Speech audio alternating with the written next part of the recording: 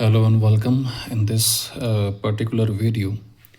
हम डिस्कस करेंगे chapter circles की जो है एक बहुत ही ज़्यादा इम्पोर्टेंट थ्योरम जो आपके final and half yearly exams में डेफिनेटली अपेयर हो सकती है। इसके 100% चांसेस हैं और बहुत ही इजी वे में हम इसको जो है कोशिश करेंगे आपको समझाने की।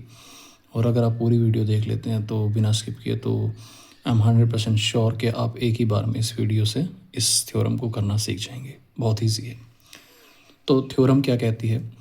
थ्योरम कहती है कि the angle subtended bye an arc at the centre of a circle is double the angle made by the same arc in the remaining segment of the circle. ये कहना क्या चाह रहा है? कहना ये चाह रहा है, सबसे पहले आप ये समझो ये थ्योरम में आर्क क्या चीज़ होती है। ये जो आप हिस्सा देख रहे हो ना नीचे, ए से लेके यहाँ बी तक का ये छोटा सा हिस्सा, ठीक है, जो कि सर्कमफेरेंस का है, इसको हम आर्क बोल रहे हैं। तो इस आर्क को यानी इसके जो एंड पॉइंट है ए और बी, अगर इनको मैं सेंटर से मिला दूं, सेंटर कितना है ओ, तो यहाँ पे एक एंगल क्रिएट हो जाएगा, जिसका नाम क्या होगा? ए ओ बी। तो ये जो एंगल बनेगा ना, ये एंगल डबल होगा। कौन से एंगल का? इस ऊपर वाले का। इसे जो ए से अगर मैं सी से होते हुए बी पे आऊँ, यानी एक तो देखो आप ए से कहाँ आ रहे हो? नीचे से आ रहे हो। एक आप ए से बी पे आओगे ऊपर से होते हुए। तो ये रिमेनिंग सेगमेंट बोल रहे हैं हम इसको। ये वाला क्या है? रिमेनिंग सेगमेंट बोल रहे हैं इस चीज़ को। तो यहाँ पे आप क्या करोगे कि यहाँ पे जो एंगल बनेगा ना सेंटर पे इस आर्क के थ्रू, तो वो डबल होगा इस वाले एंगल का।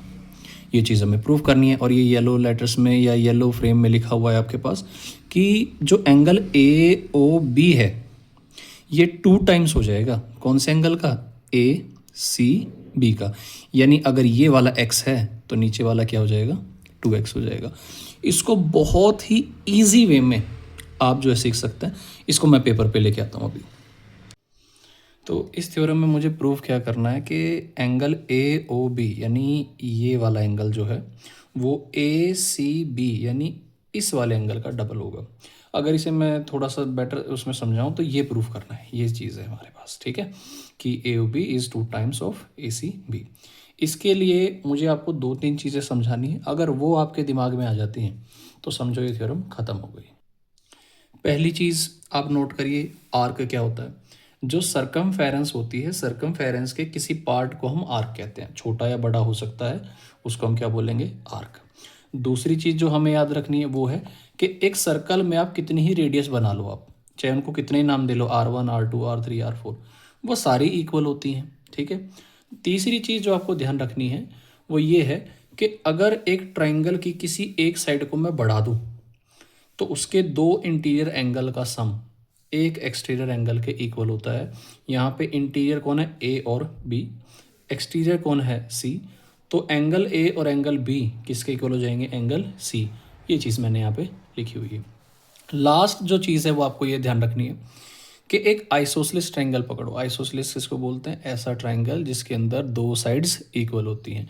तो यहाँ से आप ध्यान रखिए, अगर मेरे पास पी क्यू आर एक आइसोसेलेस ट्रायंगल है जिसमें पी क्यू की वैल्यू और पी आर की वैल्यू इक्वल है, ये जो मैंने कट लगाए हुए हैं ये इक्वालिटी को शो कर रहे हैं कि ये वाला और ये वाला साइड इक्वल है। तो ये कहता है कि इस साइड के ऑपोजिट वाला एंगल आर और इस साइड के ऑपोजिट वाला एंगल क्यू दोनों इक्वल हो जाएंगे।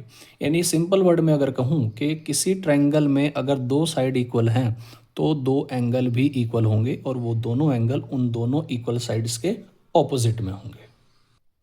अब यहाँ पे मेन काम है आपको बस एक लाइन लिखनी है आपने कि कंस्ट्रक्शन में क्या करना है कि draw a line going through O from C. तो मैं क्या करूँगा, सी से एक लाइन ड्रॉ करूँगा जो ओ से होती हुई जाएगी। तो आपने क्या करना है, एक स्केल लेना है, इसकी हेल्प से एक डॉटेड या फिर नॉर्मल कैसी भी आप लाइन जो है ड्रॉ कर सकते हो। थोड़ा सा नीचे तक आप इसको ड्रॉ करेंगे।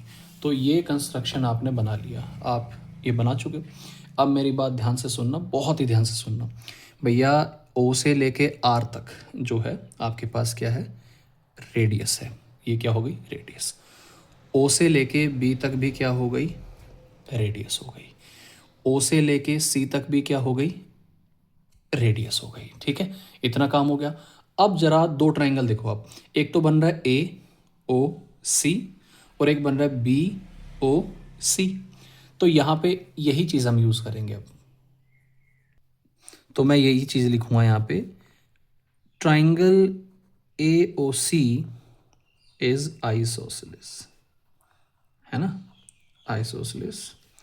एक साइड तो ये लिख देंगे और दूसरी साइड लिखूंगा कि ट्राइंगल BOC इज आइसोसेलेस। तो दोनों आइसोसेलेस। अब ध्यान से देखना इसमें हो क्या रहा है। अगर मैं AOC की बात करूं तो इसमें OA की वैल्यू और OC की वैल्यू इक्वल है, तो यहाँ पे क्या लिखूंगा, OA is equal to OC।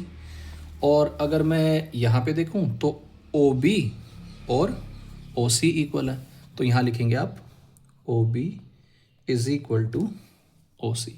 अभी जस्ट मैंने क्या बोला कि आइसोसेलेस ट्रायंगल में अगर दो साइड्स इक्वल हैं तो दो एंगल्स भी इक्वल होनी चाहिए।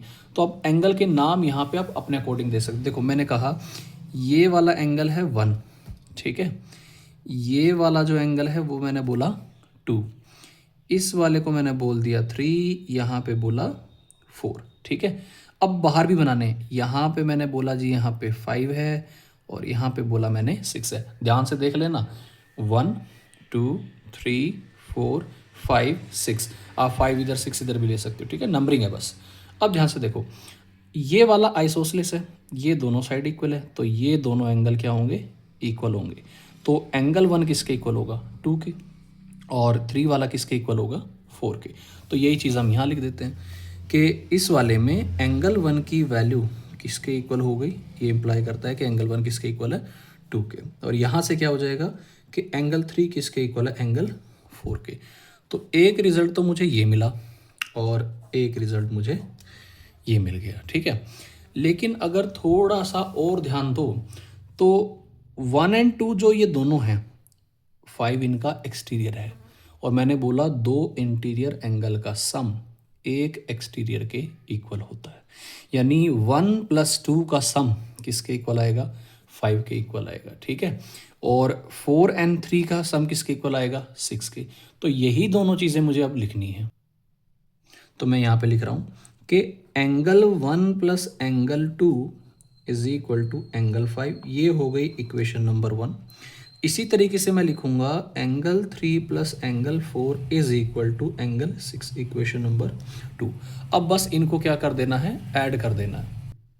तो यहाँ लिखेंगे add equation number 1 + equation number 2, तो आपको क्या मिलेगा, angle 1 angle 2 angle 3 and angle 4 is equal to angle 5 + angle 6।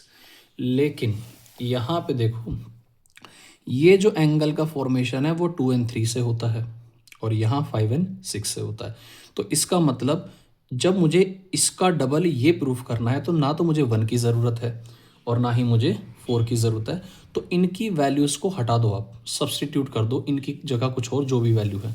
तो यहाँ पे आप ध्यान रखना, मुझे 2 और 3 चाहिए ना, 2 चाहिए और 3 चाहिए। तो 1 किसके इक्वल था, 2 के। तो 1 की जगह अगर आप 2 रखते हो तो यहाँ भी एंगल 2 हो जाएगा, यहाँ भी एंगल 2, तो ये हो जाएगा 2 टाइम्स एंगल 2, ठीक है। और यहाँ 4 की जगह अगर मैं रखता हूँ, क्या रखेंगे, 3, तो ये हो जाएगा 2 times angle 3 is equal to angle 5 + angle 6। इन दोनों में 2 कॉमन आ रहा है तो 2 कॉमन ले लो आप, तो क्या बनेगा, angle 2 + angle 3 is equal to angle 5 + angle 6। अब बस लास्ट लाइन बची, 2 टाइम्स एंगल 2 और एंगल 3 कौन है, एंगल 2 और एंगल 3 ये पूरा है, तो इसको क्या बोलेंगे आप, इसको बोलेंगे ACB। और 5 और 6 कौन है, AOB। बस इनकी वैल्यूज़ लिख दो आप, यहाँ पे लिखेंगे angle ACB is equal to angle AOB। और यही चीज़ हमें प्रूफ करनी थी और ये थ्योरम यहीं ख़त्म हो जाती है।